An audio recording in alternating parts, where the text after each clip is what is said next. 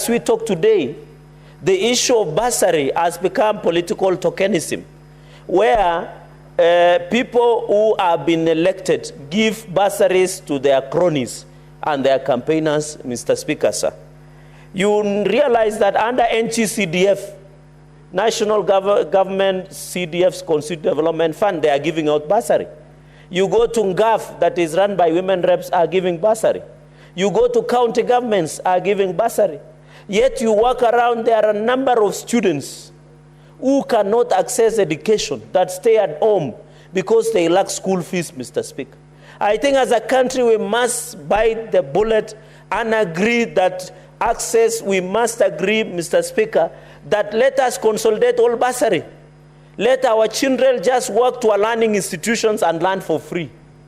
So that we stop this political tokenism, so that we stop, Mr. Speaker, this issue of using bursary as a campaign tool or a political tokenism by elected leaders, Mr. Speaker.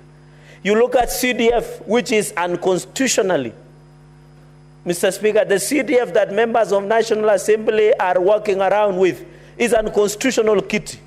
Even the Supreme Court and the courts of Kenya have ruled that CDF is unconstitutional and it should remain so. In fact, after consolidation of bursary funds in this country, Mr. Speaker, we must now consolidate division of revenue to only national government, that is national executive and independent commission and institutions, and only to county governments, so that the work of members of parliament, which is defined under Article 93 of being Senate and members of national, is only to oversight. Now there is a conflict of interest, Mr. Speaker, where you are finding members of National Assembly are running CDF kitty. They want to run, you have had even the blackmail, Mr. Speaker, in quotes that they are using against the mediation process of CARA mediation.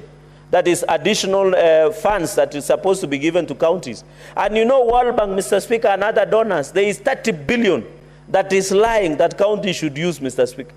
But county National Assembly are blackmailing by telling the Senate, can you tell Council of Governors to withdraw court case on road maintenance levy fund that is around 11 billion, Mr. Speaker. That is very unfair. This 11 billion, Mr. Speaker, should be given to counties. If you divide that 11 billion again for 7 counties, Mr. Speaker, you are giving around 200 to 300 million per county, Mr. Speaker, to develop the bitumen standards and tarmac, Mr. Speaker. So I want to ask the committee that is on mediation from the Senate not to even cede an inch. We don't have powers to ask any Kenyan to remove a court case, Mr. Speaker, and that is why we are saying even on this issue of bursary, we are having more than 10.4 million learners in primary school, Mr. Speaker. We are having 3.9 million learners in secondary schools, both in private and public, Mr. Speaker. Let us consolidate the bursary fund, make the free education be available to Kenya. It is possible, Mr. Speaker. In the last budget, we allocated close to 700 billion, Mr. Speaker, approximately 700 billion to education sector. Yet as we talk today, many young men and women, boys and girls cannot access education. Mr. Speaker, you are aware even on this issue of university funding model, and I hope the President working team will come up with a better model that will assist our learners. Mr. Speaker, you and me and a number of senators, every Saturday in September, November, we are always coming out to fundraise for our children to get to universities. Even in this January, we will be other villages, Mr. Speaker, to fundraise Arambes, Mr. Speaker.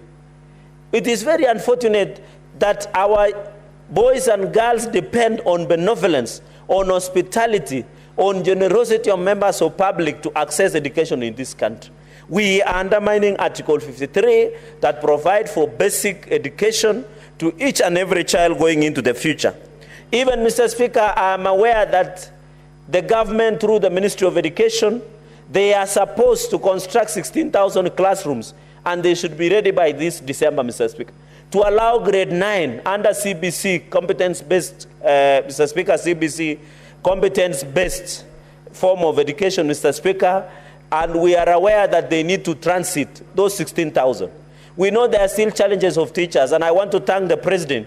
In the history of this republic, from President Kenyatta Sr. to President Moi, to President Kibaki, to President Uhuru Kenyatta. No president in this republic has ever hired on permanent and pensionable teachers 56,000, Mr. Speaker, than the way President William Ruto has done.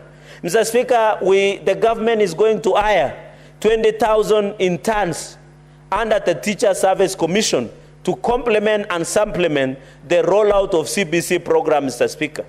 Mr. Speaker, as I am sitting today, I have been salamiwad by most of the young people who are 30,000 interns under Public Service Commission, who are interns under public service. I have received so many messages, close to 5,000 messages, Mr. Speaker, from over 30,000 interns under Public Service Commission that are requesting, Mr. Speaker, that they need to be transit under permanent and pensionable, Senator Mr. Speaker. Sige, what is your point of order? Mr. Speaker, Cherargei, just Mr. one Speaker, moment. should we be Senator Cherargei, just one allowing moment. a speaker to put a point of order? Just, I don't know.